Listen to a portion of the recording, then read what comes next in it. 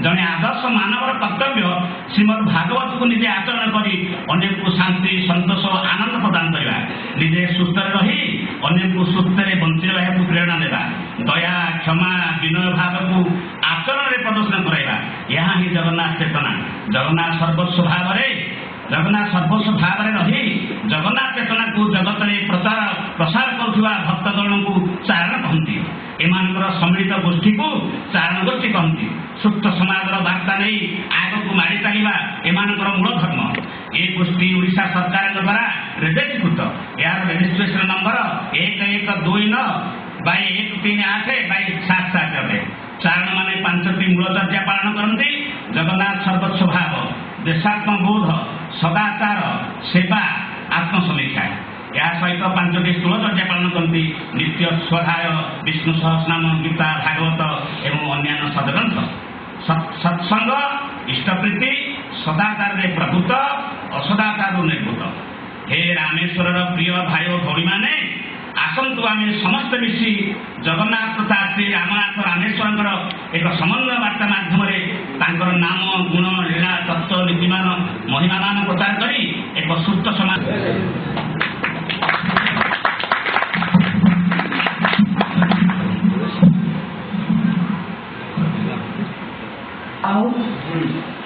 धन्यवाद दूसरी बर्तमान अनुरोध करी परवर्ती कार्यक्रम जहाँ छोट पिला आमे माने सर्वभारतीय सम्मिलनी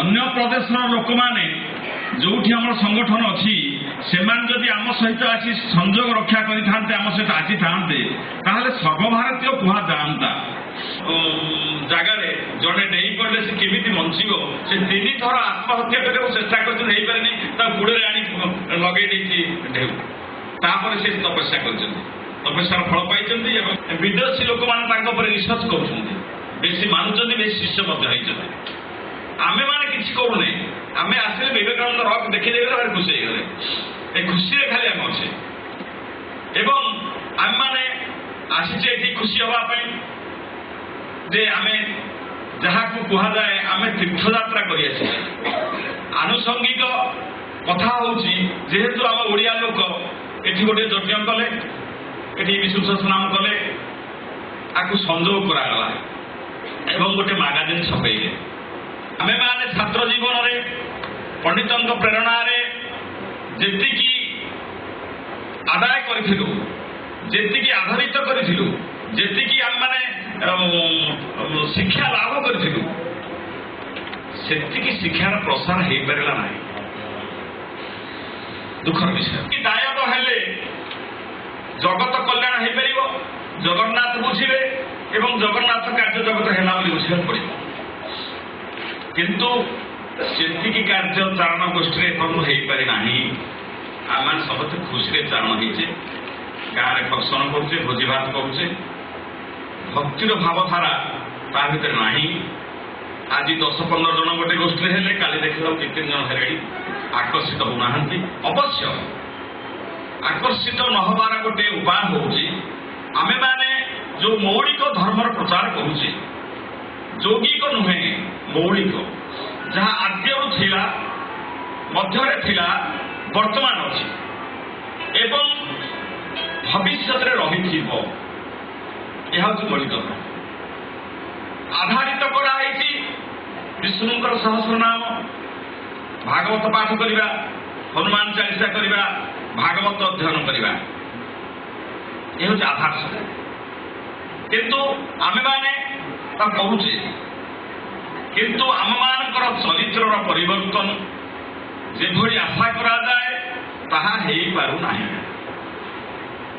जो चारण गोष्ठी से प्रथम पाहाच अच्छी आ द्वितीय पाहाच को उठी पारि ना भाई ना पढ़ुल कारिका भितर कौन कौन चारण गोष्ठी लक्ष्य आ द्वितीय पाहाच को चारण गोष्ठी उठी पारि ना जगत जो धर्मर विभत्स कांड घटुची खाली ओडिशा रे नुहे ओडिशा रे आपण माने एबे तो सुनिले 2-3 बाबा जहाँ कले एवं तांकर से बाबा कार्यकलाप देखी अनेक बाबा मठ बाड़ी भांगी କୁଆଡ଼େ ପାର ହେଇଛି ତାର ଦର୍ଶନ ମିଳୁନାହିଁ। ଖାଲି ଯେ ଓଡ଼ିଶାରେ ନୁହେଁ, ସାରା ଭାରତରେ ସବୁ ରାଜ୍ୟରେ ଏହିପରି ଭାବେ ଘଟୁଛି। ଧର୍ମ ଘରଣୀ ଭିତରେ ପଶିଲେ ସାତ କୋଳି ହେବ ମା। ତେଣୁ ଆମେମାନେ ଧର୍ମର ଘରଣୀ ଭିତରେ ପଶି ଆମେ ସବୁଯାକ ବ୍ୟଭିଚାର ଅନାଚାର କାର୍ଯ୍ୟରେ ବିଲିପ୍ତ ରହିଛେ। ଆମେମାନେ ବିଶେଷ କରି ଓଡ଼ିଆ ଲୋକ ବିଧାନ ମୋତେ କହୁଥିଲେ ଗତ ସକାଳ ଫେରିଲା ବେଳେ ଯୋଜନା କରିକି ଜଣେ କହିଲେ ତମ ଘର କୋଉଠି? ସେ କହିଲେ ଆମ ଘର କିଏ କହିଲେ ଆମ ଓଡ଼ିଶାରୁ। ସେ କହିଲେ ଓ ଏକ ଦରିଦ୍ର ଦେଶ ହେ, ଗରିବ ଦେଶ ହେ। କିଏ କହିଲା ନା ଏଇଟା ଜଗନ୍ନାଥ ଦେଶ। କହିବାର କଥା ଓଡ଼ିଶାଟା ଗରିବ ହେଇଯାଇଛି ଏଇଥିପାଇଁ ବୈଷ୍ଣବ ହେଇଯାଉଛି। ଏଇଥିପାଇଁ ଯେ ଇଂରେଜମାନେ ଯେତେବେଳେ ଆସି ପହଞ୍ଚିଲେ ଓଡ଼ିଆର ପାଇକମାନେ ଜଗନ୍ନାଥ ସେନା ଯିଏ ଥିଲେ ତାଙ୍କ ରାଉତ ଗଜପତି ଏମାନେ ଏଭଳି ଯୋଦ୍ଧା ଥିଲେ ସେମାନେ ଇଂରେଜମାନଙ୍କୁ ହଟେଇ ଦେଲେ, ଏଠୁ ପୁରେଇ ଦେଲେ ନାହିଁ। ସର୍ବଶେଷରେ ଭାରତର ସମସ୍ତ ରାଜ୍ୟକୁ ଅଧିକାର କରିସାରିଲା ପରେ ଓଡ଼ିଶାରେ ଆସି ପହଞ୍ଚିଲେ। ଓଡ଼ିଶାର ପାଇକମାନଙ୍କୁ ତାଙ୍କର ଭାରି ଡର ଥିଲା ଇଂରେଜମାନେ ଯେତେବେଳେ ଆସିଲେ ଏବଂ ସେମାନେ ଦେଖିଲେ ଯଦି ଏଇ ଜାତିଟା ଲୋକଙ୍କୁ ଯଦି ଉଠେଇ ଦିଆଯିବ ତାହେଲେ ଏମାନେ ଆଉ କାହାକୁ ମାନିବେ ନାହିଁ। ତେଣୁ ଦକ୍ଷିଣ ଭାରତକୁ ଉତ୍ତର ଭାରତକୁ ଯୋଗାଯୋଗ କରିବା ପାଇଁ ଗୋଟେ ସରଳ ଲେଖା ଟ୍ରେନ ଲାଇନ କେବଳ ପଳେଇଲା ଯୋଗାଯୋଗ ପାଇଁ। ଆଉ ଶାଖା ପ୍ରଶାଖା କୁଆଡ଼େ ସେ କଲେ ନାହିଁ, କାରଣ ଏ ଜାତିଟା ଯଦି ଶିକ୍ଷିତ ହେଇଯିବ, ଯଦି ବଳବାନ ହେଇଯିବ, ସେ ଆମକୁ ଏ ଦେଶରୁ ହଟେଇ ଦେବ। ଏହା ହେଉଛି ଆମ ମାନେ ସୌର୍ଯ୍ୟ ବୀର୍ଯ୍ୟର କଥା। ଆମମାନେ କେତେ ଶକ୍ତିଶାଳୀ ଥିଲେ। ପୁରୁଷୋତ୍ତମ ଦେବ କାଞ୍ଚି ଅଭିଯାନ କଲେ, ଏ କାଞ୍ଚି ଆସିଥିଲେ ଅଭିଯାନ କରିଗଲେ, ହାରିଗଲେ। କଣ କଲେ ଜାଣିଛନ୍ତି? ସେ ଆଉ ଉଆସୁ କଲେ ନାହିଁ। ସେ ସିଧା ଡେଭଲପମେଣ୍ଟ ହେଇଗଲା ପରେ ଓଡ଼ିଶାଟା ଡେଭଲପମେଣ୍ଟ ହେଇପାରିଲା ନାହିଁ। ଇତିହାସର କଥା ଇତିହାସର କଥା। ତେଣୁ ଆମେମାନେ ଜଗନ୍ନାଥଙ୍କୁ ଯେତିକି ଭାବୁଥିଲେ ଆଜି ସେତିକି ଭାବୁନାହିଁ। ଜଗନ୍ନାଥଙ୍କୁ ଯେତିକି ଭଲ ପାଉଥିଲେ ଆଜି ସେତିକି ଭଲ ପାଉନାହିଁ। ଜଗନ୍ନାଥଙ୍କୁ ଦେଖିବା ଗୋଟେ ମଜାରେ ପରିଣତ ହେଇଗଲାଣି। ପୁରୀ ଯିବା କଣ ଜଗନ୍ନାଥ ଦର୍ଶନ କରିବା, ମହାପ୍ରସାଦ ଖାଇବା। ତ ମାନେ ମହାପ୍ରସାଦ ଆଉ ଭାରତବର୍ଷରେ କୋଉଠି ନାହିଁ, କେବଳ ସେଇଠି ଅଛି ଭୋଜନ କ୍ଷେତ୍ର ସେ ଭଗବାନଙ୍କର। ଆଉ ସମୁଦ୍ର କୂଳ ଟିକେ ବୁଲିବା ବଢିଆ ଥିଲା, କାରଣ ଜଗନ୍ନାଥ ଦର୍ଶନ କରିବାକୁ ବାସ୍ ଏତିକି ରହିଯାଉଛି। ସେଠୁ ଆମର ଯୋଉ ମୂଳ ପିଢ଼ି ଯୋଉଥିରେ ପଡ଼ିଥିଲା ସେ ପିଢ଼ି ନଷ୍ଟ ହେଇଗଲା। ଆମେ ବଂଶଧର ମାନେ କିଛି କଲେ ନାହିଁ। ଆପଣ ଜାଣିଛନ୍ତି ଏବେ ରିସର୍ଚ୍ଚ ହେଇକି ବାହାରିଛି ଦକ୍ଷିଣ ଆମେରିକାରେ ଭାଗବତ ଟୁଙ୍ଗି, ଦକ୍ଷିଣ ଆମେରିକାରେ ବାହାରିଛି ଗୋଟେ ଭାଗବତ ଘର ଥିଲା ଏବଂ ସେଠି ଭାଗବତ ଗାଦି ଥୁଆ ହେଇଛନ୍ତି ପୋଥି କଣ ସେଟା ତାଳପତ୍ର ପୋଥି ଏବେ ବାହାରିଛି। ମାନେ ଏ ଜାତିର ଲୋକମାନେ ଯେତେବେଳେ ଆଜିକାଲି ଉଡ଼ାଜାହାଜ ହେଲାଣି ଆମେରିକାରେ ପହଞ୍ଚିବା ପାଇଁ 22 ଘଣ୍ଟା 24 ଘଣ୍ଟା ଲାଗୁଛି, ଜଳ ଜାହାଜ ହେଲାଣି 15 ଦିନ ଲାଗୁଛି। ସେତେବେଳେ ସେ ଜାହାଜ ହିଁ ନଥିଲା, ସେତେବେଳେ ବୋଇତ ଥିଲା। ସେ ବୋଇତରେ ମାଲ ଗୁଡାକ ଲୋଡ ହେଇକି ଯିବ, ସେ ଦେଶରେ ବିକ୍ରି କରିସାରିଲା ପରେ ଖାଲି ବୋଇତଟା ଆସିପାରିବନି, ସେ ଦେଶର ମାଟି ସେଥିରେ ଲୋଡ ହବ। ମାଟି ଲୋଡ ହେଇକି ଆସି ଉପକୂଳ ଅଞ୍ଚଳରେ ଯୋଉଠି ରହିଲା କଥା ସେଠି ମାଟିଟାକୁ କାଢିଦେଲା ପରେ ବୋଇତ ଖାଲି। ଦର୍ପଣଟାରେ ମଇଳା ଲାଗିଛି, ଟିକେ ପୋଛିଦେଲେ ମୁହଁଟା ଚକଚକ ଦେଖାଯିବ। ଆମେ ତାକୁ ଆଦୌ ଆଚରିତ କରୁନାହେଁ, ଆଚରଣ କରୁନାହେଁ। ଯେତେ କଥା କୁହାଯାଉଛି ତାକୁ ଆମେ ଠିକଣା ଭାବେ ଆଚରଣ କରୁନାହେଁ, ଯୋଉଥିପାଇଁ ସଂସ୍କୃତି ଆଜି ନଷ୍ଟ ହେଇଯିବାକୁ ବସିଲାଣି। ଖାଲି ସଂସ୍କୃତି ନଷ୍ଟ ହବ ନାହିଁ, ଏ ଜୀବ ଜଗତ ନଷ୍ଟ ହେଇଲାଣି। ବୈଜ୍ଞାନିକ ମାନେ କହିଲେଣି ଜଳବାୟୁର ପରିବର୍ତ୍ତନ ଏମିତି ହେଇଗଲାଣି ଯୋଉଥିରେ ମନ ଛୁଁ ନାହିଁ କାହାର। ଆମେ ସବୁ ଜାଣୁଛେ, କିଏ ପଢୁନାହିଁ ଖବର କାଗଜ, କିଏ ବୁଝୁନାହିଁ ବୈଜ୍ଞାନିକ କଥା, ସମସ୍ତେ ବୁଝିଲେଣି। କିନ୍ତୁ ଆମମାନଙ୍କ ମନ ଛୁଁ ନାହିଁ। ଗଛ ଯୋଗୁଁ ଆମେ ବଞ୍ଚିଛେ ଏକଥା ସମସ୍ତେ ଜାଣିଛେ, କିଏ ପ୍ରୟୋଗ କରୁଛେ? ସିଏ ଯଦି ଅଙ୍ଗାରକାମ୍ଳକୁ ଅମ୍ଳଜାନ ନ କରିବ ଆମେମାନେ ବଞ୍ଚିପାରିବା କି? ସମସ୍ତେ ଜାଣିଛେ, ସ୍କୁଲରେ ପାଠ ପଢେଇଲେ, ସାର୍ ପଢେଇଲେ, ବାହାରେ ପଢେଇଲେ, ସମସ୍ତେ ଜାଣିଲେ ଗଛ ଯୋଗୁଁ ଆମେ ବଞ୍ଚିପାରିବା ନାହିଁ। ଆଗେ ପ୍ରକୃତି ଜାତ ହେଲା, ସୃଷ୍ଟି ହେଲା, ତାପରେ ଜୀବଜାତ ହେଲା। କାରଣ ପ୍ରକୃତି ପରିବେଶ କାରଣ ହଉଛି ଆମମାନଙ୍କର ଚରିତ୍ର, ଆମମାନଙ୍କର ସମର୍ପଣ ଭାବ। ଜଗନ୍ନାଥଙ୍କୁ ଏତେ ଆମ ବାଡ଼ି ପଛକରେ ରହିଲେ କିନ୍ତୁ ଆମେ ତାଙ୍କ କଥା ବୁଝିପାରୁନା କି ଜାଣିପାରୁନା କି ତାଙ୍କଠୁ ବି ଶିକ୍ଷା କରିପାରୁନାହିଁ। ଏକଥା ଭାବିଲେଣି କେବେ? କଣ ଚାରଣ ମାନେ କଥା ଭାବିଲେନି କି ଜଗତର ନାଥ ଓଡ଼ିଶାରେ ଅଛନ୍ତି ଇଏ ଆମର ପରମ ସୌଭାଗ୍ୟ ଏବଂ ତାଙ୍କର ନିର୍ବାଚନ ସେ କୋଉଠି ଜନ୍ମ ହେବେ କୋଉଠି ସ୍ଥିତି ରହିବେ ତାଙ୍କ ନିର୍ବାଚନ ଉତ୍କଳରେ କେବଳ ଉତ୍କଳୀୟ ମାନଙ୍କର ଚରିତ୍ରକୁ ନେଇ ଉତ୍କଳୀୟ ମାନଙ୍କର ଆତ୍ମସମର୍ପଣକୁ ନେଇ ସେଇ ଆତ୍ମସମର୍ପଣ ଭାବଟା ଆମର କମିଗଲାଣି। ଆପଣ ଜାଣିଛନ୍ତି ଏ ଦକ୍ଷିଣ ଭାରତରେ କ'ଣ ହଉଛି? ଦକ୍ଷିଣର ଭାରତର ଲୋକମାନେ ସ୍ତ୍ରୀ ଲୋକମାନେ ସୁନା ନାହାନ୍ତି ନାହିଁ କିଏ କେମିତି କ'ଣ କରିନାହିଁ ଏପର୍ଯ୍ୟନ୍ତ ସେଭଳି ଆଚରଣ ସେ କରିପାରି ନାହିଁ। ଆମେମାନେ ଏଇ ପରିସ୍ଥିତିରେ ଅଛେ ତେଣୁ ଏଇ ଆତ୍ମସମୀକ୍ଷାର ବେଳ ଆସିଛି ଆମେ ସମସ୍ତେ ଆତ୍ମସମୀକ୍ଷା କରିବା।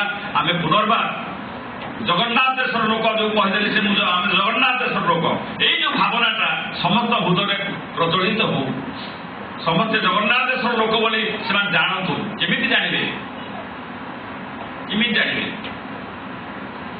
ମୁଁ ଥରେ ବସ୍ରେ ଆସୁଥିଲି ଗୋଟେ ଗୁଣ୍ଡା ଟଙ୍କା କଟକୁ ଧରିଲା ଯାତ୍ରା ସମୟ ସିଏ କ'ଣ କଲା ନା ପଇଡ଼ ଖାଇକିରି ସେ ଗୋଟେ ସ୍ତ୍ରୀ ଲୋକ ମୁଣ୍ଡରେ ବଜାଡ଼ିଲା ବସ୍ ଭିତରେ।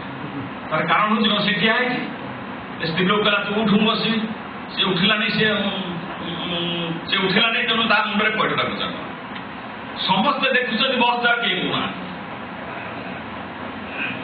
ମୋବାଇଲ କ'ଣ ହେଲା ମୋବାଇଲ ନା ଦେଖିବୁ ନା ମତେ ସେ ମତେ ବି ଧମକେଇଲା ବୋଲେ ହଉ ଜଗନ୍ନାଥ ଦେଖିବା ବୁଝିବା କିଛି ବାଟ ଗଲେ ମୁଁ କହିଲି ଆରେ ଟିକେ ଫୋନ୍ କଲୁ ରେ ସେ କୁଟି କତିକି ଫୋନ୍ କଲୁ ସେ ଅମୁକ କତିକି ଫୋନ୍ କଲୁ ତା କେତେ ଫୋନ୍ କଲେ ଶୁଣିଦେଲା ଯେ ଏ ପୁରୀରେ କେତେ ନା ବଡ଼ ବଡ଼ ନା ଇଏ କହିଲେଣି ସେ ଆଉ ପୁରୀ ଆମ ସାଙ୍ଗରେ ସେ ବସ ଆସିଲାନି ସେ ବାଟରେ ସାକ୍ଷୀ ବେଳ ପରେ ଓହ୍ଲେଇ ପଡ଼ିଲା।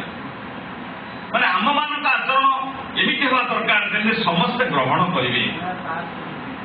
ସମସ୍ତେ ଗ୍ରହଣ କରିଲେ ଆମକୁ ଆମେ ଚାରଣ ବୋଲି ସମସ୍ତେ ଗ୍ରହଣ କଲେ ଏ ଗୋଷ୍ଠୀ ବଢ଼ିବ। ଯିଏ କହୁଛନ୍ତି କମି ଯାଉଛି ସେ ଦୋଷ ସେମାନଙ୍କର। ସେମାନେ ଠିକଣା ଭାବେ ଚାରଣ ହେଇପାରି ନାହାନ୍ତି ଯୋଉଥିପାଇଁ ଗୋଷ୍ଠୀରେ ତାଙ୍କ ସଂଖ୍ୟା କମି ଯାଉଛି। ତେଣୁ ସଜ୍ଜନ ଆମର ସୌଭାଗ୍ୟ ନିଶ୍ଚିତ ଭାବେ କାରଣ ଆମେମାନେ ସମସ୍ତେ ଏକତ୍ରିତ ହଉଛେ। ଆମେ ଟ୍ରେନରେ ବସିଲା ବେଳକୁ ସମସ୍ତେ ଖୁସି ହଉଛେ ଆନନ୍ଦ ହଉଛେ ପ୍ରେମ ହଉଛି ତା ଠିକଣା ନାହିଁ। ଆଉ ସେ ଆନନ୍ଦ ପ୍ରେମ ଚାଲୁ କିଛି ଅସୁବିଧା ନାହିଁ। ପୁନର୍ବାର ଆସନ୍ତା ବର୍ଷ ମଧ୍ୟ ଆମେ ବଦ୍ରୀନାଥରେ କରିବାକୁ ଯୋଜନା କରୁଛୁ। ଆପଣମାନେ ଚାରିଧାମ ଦର୍ଶନ କରିବେ ଚେଷ୍ଟା କରୁଛୁ। ହେଇପାରିବ ନ ହେଇପାରିବ ଅଲଗା କଥା କିନ୍ତୁ ଗୋଟିଏ କଥା ହେଉଛି ଏ କାର୍ଯ୍ୟକ୍ରମକୁ କରେଇ ନେବା କେତେ କଷ୍ଟ ସେ କଥା ଆପଣମାନେ ବୁଝିପାରୁନାହାନ୍ତି। ସେଇଟା ହେଉଛି ଦୁଃଖର କଥା। ମୁଁ କାହିଁ ଚାରଣ କଥା କହିଲି ଆପଣମାନଙ୍କୁ କାହାର ଟିକିଏ କ'ଣ ଅସୁବିଧା ହେଇଗଲେ ସାଙ୍ଗେ ସାଙ୍ଗେ ତାର କମ୍ପ୍ଲେନ୍ ଆମେ କହିଛୁ ଯିଏ ଯିବ ସେ କିଛି କମ୍ପ୍ଲେନ୍ କରିପାରିବନି ସେ ଯିବ। ଆପଣ ଜାଣିଛନ୍ତି ଜୋତା ତଳେ ସମସ୍ତେ ପ୍ରବଚାର ନେଉଥିଲେ ମୁଁ କହିଲି ଯାହା ଜୋତା ଯିବ ସେ କମ୍ପ୍ଲେନ୍ କରିପାରିବନି। ତାପରଠୁ ଆଉ ଜୋତା ତ ବେଗରେ ପଡ଼ିଲେ ଆଉ ଜୋତା ତ ବାହାରିଲାନି ଆଉ ହଜିବ। ସେମିତି ଆମେମାନେ ଖାଲି କମ୍ପ୍ଲେନ୍ ଶିଖିଛେ ମୁଁ ତା ସ୍ତ୍ରୀ ଏଠି ସେ ପୁରୁଷ ଏଠି କେମିତି ତମେ ଟିକେଟ୍ କଲ ଏମିତି କ'ଣ ଗୋଟେ ଜାଣନ୍ତି ଏମିତି କ'ଣ ମୋତେ ନାଇଁ କଲେ ଯେତେ ଜଣ କମ୍ପ୍ଲେନ୍ କରିଥିଲେ ମନେ କର ସେମାନଙ୍କୁ ହବା ନାହିଁ। ଏବଂ ପଚାରିଦେବ ଯେ କମ୍ପ୍ଲେନ୍ କରିବ ସେ ଆଉ କୁଆଡ଼େ ଯାଇପାରିବ ଆମ ସାଙ୍ଗେ କାରଣ ବହୁ କଷ୍ଟ ସହକାରେ ଏହା କରାଯାଉଛି। ଥରେ ଥର ଖଣ୍ଡେ ଆମେ ଏ ଜାଗାକୁ ଆସୁଛୁ ଏତିକି ଯୋଜନା କରୁଛୁ ଏଇ ଯୋଜନା ଭିତରେ ଖାଇବାକୁ ତାର ଅସୁବିଧା ହେଇଗଲା କି ଟ୍ରେନରେ ଟିକେ କଷ୍ଟ ହେଇଗଲା ଏଇ ଛୋଟିଆ ଛୋଟିଆ କଥା ନେଇକି ଆପଣମାନେ ଯଦି ଆମମାନଙ୍କୁ ଚାର୍ଜ କରିବେ ଏବଂ सर्वालंकार जुगतं नवघन रुचिरं संयुक्तं चरणं रुति रुद्ररंभेन्द्र सभ्यं दिवानं सारमेशं स्वजन परिवृतं ब्रह्मकारो भजहं वंचाकल्पतरुभ्यश्च कृपा सिन्धो भवेव च पतितानां पावकेभ्यो वैष्णवेभ्यो नमो नमः पतितानां पावकेभ्यो ब्राह्मणेभ्यो नमो नमः। मन्नाथ श्री जगन्नाथ मद्गुरु श्री जगद्गुरु मदात्मं सर्वभूतात्मं तस्मै श्री गुरवे नमः तस्मै श्री गुरवे नमः। जय जगन्नाथ। अनंत कोटि विश्वनाथ नायक महाप्रभु श्री जगन्नाथ आज ही पंचम अखिल सर्वभारतीय धर्म सम्मेलन स्थायी सभापति मोर अंतर गभीरतम प्रदेश अनंत कोटि दंडवत जय जगन्नाथ एवं मंचासीन चारण गोष्ठी पुरीर दलपति डॉक्टर गोपाल चंद्र रथ महोदय उपदलपति डॉक्टर शरद चंद्र पात्र महोदय एवं डॉक्टर मिहिर पट्टनायक सह संपादक पूज्य गोविंद भाई पूज्य बंशीधर भाई एवं विद्याधर भाई एवं मोर सम्मुख भाग में उपस्थित थिबा ओडिशा प्रत्येक अंचल संगठन आसीथिबा समस्त चारण भाई और माँ माने तथा सर्वोपरि मोर चारण परिवार समस्त को मोर अंतर गभीरतम प्रदेश विनम्र जय जगन्नाथ। महाप्रभु जगन्नाथ टिके पूर्व आपण मैंने शुणुले पूज्य उपदलपति डॉक्टर पात्र महोदय अभिव्यक्ति दिग्दर्शन एवं अभिज्ञता वास्तविक शास्त्रीय अनुमोदन कले चिंतन कले आपण मैंने जापर महाप्रभु जगन्नाथ महनीयता एवं केते उदारता तदुपरि आम ओडिया माने केते भाग्यवान एवं सर्वोपरि आमे माने उत्कल बा ओडिया माने आमर जेभली मृग कस्तूरी को नदी नेला भाया आमे माने आमर ओडिनाट्य को जागृत करि पारु नाही। महाप्रभु जगन्नाथ आम पाखे हेडक्वार्टर कर रहिले केते तांकर संपूर्ण संभव आम पाखे विकिरण करदेले कि आमे माने कृतार्थ एवं अकिंचन माने जाई पारु ताहा समय स्वल्प। महाप्रभु जगन्नाथ किभली कौन किभली भाव में आपण मैंने टिके चिंता करंतु एवं जहां अति सुंदर भाव में पूज्य दलपति डॉक्टर गोपाल रथ महोदय नीलाद्रि विलास काव्य लिखिंट जगत नाथ स्वरूप सारथक स्थूल सूक्ष्मकार नरे एक अनेक अनेक गुप्त प्रकट रूप बलय भाव गोरी तर महाप्रभु जगन्नाथ भूत जहाँ को नेति नेति बोली स्वीकार करते तेणु तार सूक्ष्म भाव में आपण मैंने चिंतन करेंगे।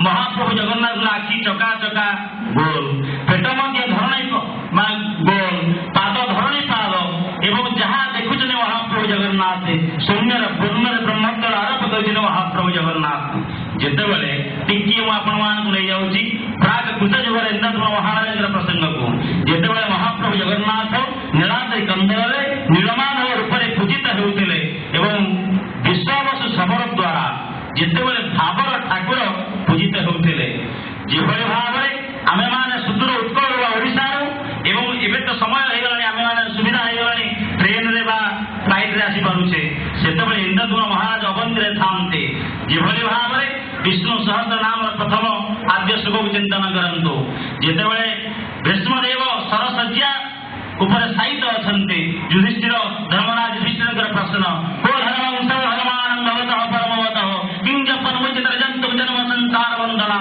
इत्यादि इत्यादि कथा सही बड़ी भाव में इंद्रद्युम्न महाराज भाव में कहीं केजाणी ताहा महाप्रभु जगन्नाथ इच्छा बोध होता तड़ित भाव में भावापन्न हेले जे मु किभली भाव में ए चर्म चक्षु एभली एक देवता को देखिबी जहाँ को देखिले प्रत्येक मनुष्य मुक्ति मोक्ष प्राप्ति हो जाई परिबो ए चिंता चेतनार मध्य एक जटिल महर्षि आविर्भाव होता से अन्य केही नुहंती स्वयं महाप्रभु जगन्नाथ निदर्शन में आविर्भाव होते से जहाँ कहले जहाँ चिंतन कले परवर्ती प्रसंग आपण मैंने जानते खाली सम्यक संकल्प कहूँ निर्वाचन है विद्यापति उत्कल को आसिले नीलमाधव संदर्शन नहीं सप्तजीव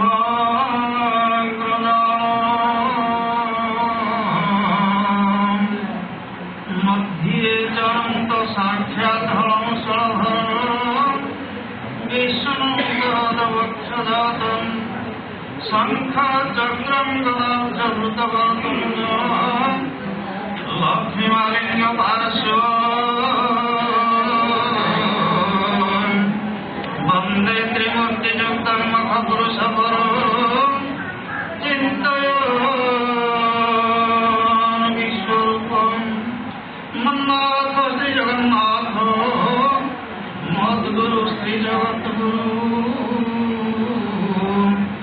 मदात्मा सर्वभूतात्मा तस्मै श्री गुरवे नमः।